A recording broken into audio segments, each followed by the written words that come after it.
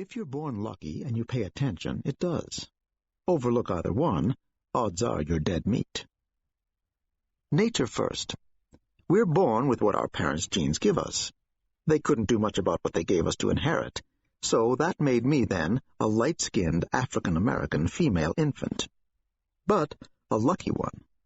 I came into the kind of upper-middle-class world that your daddy can afford to give you if he could bring the ball up on the right like nobody's business, back when he was in his prime.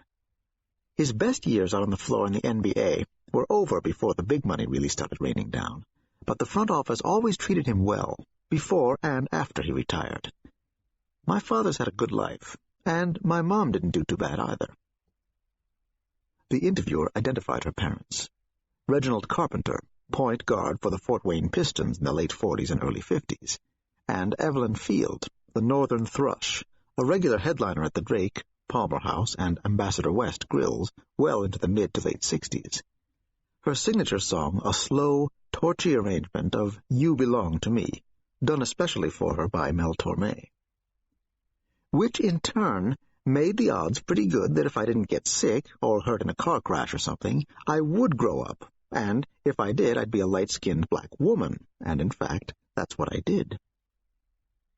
Because my father and my mother were comparatively well off, in the course of growing up, I got a good education, private schools, music lessons, and so forth, which meant that when I met my future, first husband, we were both in college, headed, we expected, for professional careers. When I graduated from Brown back in 1965, Ray was 2 years ahead of me, Providence 63. If you had that respectable kind of life in mind, you did things by the book, and that was especially true if your skin didn't happen to be white. If you knew it was good for you anyway, and Ray and I both did. 14 years later, when we parted company, I'd built my whole legal career and reputation as Barry Foote, not Carpenter. So when we got divorced, I was willing enough to let Raymond loose, but not to let go my share of his name. I kept the education that my parents gave to me, and I kept Ray's last name as well, 'cause that's how and what I became what I am now. Professionally, that is, as a partner at Butler & Corey, first female black lawyer they ever hired, also the first black to ever make partner, both of which events in my life without doubt have left deep imprints on me. I'm certainly not the same woman I was when I came east to Brown, not the same as the one who came out of Georgetown Law so long ago, needing a job where her husband was, which happened to be here in Springfield. Ray'd gone to work at Valley Bank, right out of the Wharton School, and I was able to get a very good job here, not only because Ray'd made his share of contacts around town, but also because I had one of my own. I knew Bob Pooler from Georgetown.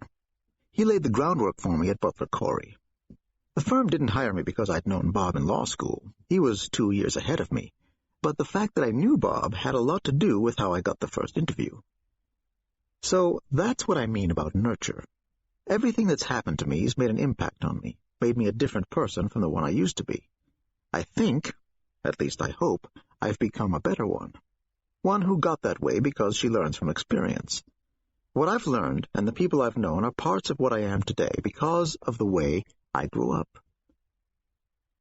The interview had taken place in the dramatically modern, soaring Fieldstone and Redwood home Foote shared with her second husband, the internationally known artist Eric Hedges. It was set on a ledge off a private road off South Street near Tillotson Hill, overlooking the Cobble Hill Reservoir in Blandford. Eric and I first met at a solo show of his at the Ainsworth Gallery in Boston. Seems like it must have been 100 years ago. Ray'd gotten involved with a group of businessmen and banking people here and down in Boston who were trying to buy a dilapidated old racetrack out in Hancock. There'd been a big scandal. Word went around the New York Mafia was behind the original deal. Some people went to jail, and those who didn't, the people who had originally built the track, ended up going into bankruptcy. No one could find a buyer, so it ended up the town took the property for unpaid taxes. And there it sat, weeds growing all over, buildings falling apart. Ray and the people he was with were convinced it still could be a moneymaker, so their idea was to buy it cheap, rebuild it, and then either sell it to someone else or else reopen it and run it themselves. Warren Corey, one of the senior partners at Butler Corey, was involved with the group, and that year I was working for him. All of us were in Boston for something connected with it, licensing hearings or something, and after the hearing, I went to the gallery. I'd always admired Eric's work, and that's how we met. I'm the only one who gained anything from that racetrack project. The deal itself fell through. Now, Eric, he looks at things from the artist's perspective, and that's had an influence on me, affected how I see the world. And again, that's what I mean, about how we're the sum of our experience, what we are. The text of the interview was illustrated by several photographs, one of her in a judicial robe, another of her at her desk in her new chambers, 3 showing her at home, casually dressed in a tawny, cowled sweater and fitted jeans, her black hair and a shiny page boy framing her slightly feline face. Eric had said she'd done a good job and should be very pleased, and she had said, "The photographer did a good job, I grant you that, but I don't think I did." Do I really talk like that, say fatuous things like that to people I don't know? Cripes, I sound like such a phony there, like the way Ray used to, accepting one of his semi-annual awards for being such a wonderful house nigger. It does the job, though, Eric had said, and he had been correct. The profile made her seem to deserve the distinction she had achieved. Sandy Roby opened the door and came in, a file folder in his hand, deducing from the thunk, the fact that she was still seated at the table, and the pleased expression on her face, what she'd just done with the lunch bag. "You know, Judge, you really should let us get you one of those wastebasket backboards," he said. Roby tried hard to be cheerful. Preparing to turn 40 was a sour portion for him. He believed that at 165 he was about 12 or 15 pounds overweight. His wife disagreed, much too gaily, he thought, saying he ought to lose closer to 20.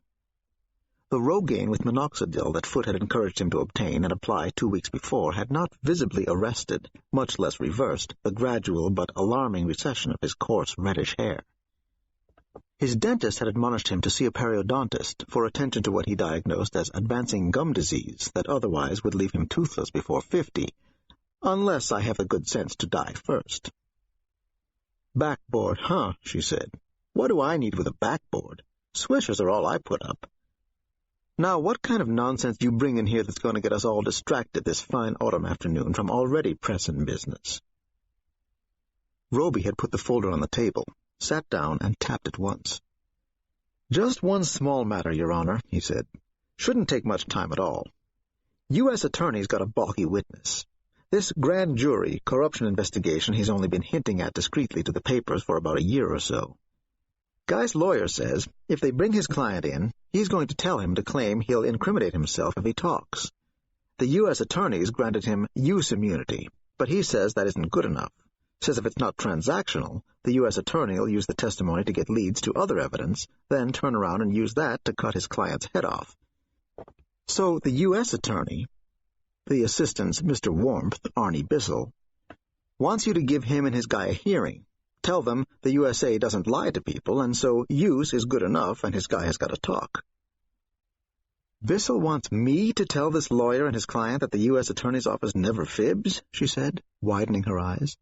"I do that, and God'll surely strike me dead." Roby laughed.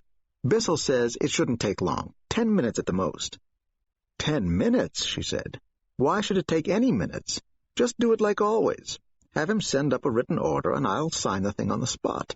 Then have him threaten the guy. If he stays coy, then we'll have a hearing. What you and I want to do here this afternoon is get back to the late Mr. Nick Hardegrew's really lousy last weekend." "Mind telling me what you thought of what got put in this morning?" Roby said. "When the girl said he had his hands folded in front of him and his head down like he's saying grace, and that he stayed that way all the way down?" "I don't know," the judge said. "Either he was saying his prayers, or else he had gone into some kind of trance, blissed out completely. Or maybe he was paralyzed, panicking, and froze when he realized what was happening. He had to have known it when his chute didn't open, and to have known what he had to do next. This wasn't his first jump. Why didn't he pop the backup? I suppose at that velocity it's pretty hard to hear what somebody else is yelling at you. Pull the reserve chute, for God's sake. So maybe he couldn't hear the others. But she said that she could hear them yelling. That's why she didn't yell herself. Makes it seem as though he should have heard them too." "Unless he didn't want to," Roby said. "Maybe what happened was what he intended to have happen. Nobody we've heard yet seems to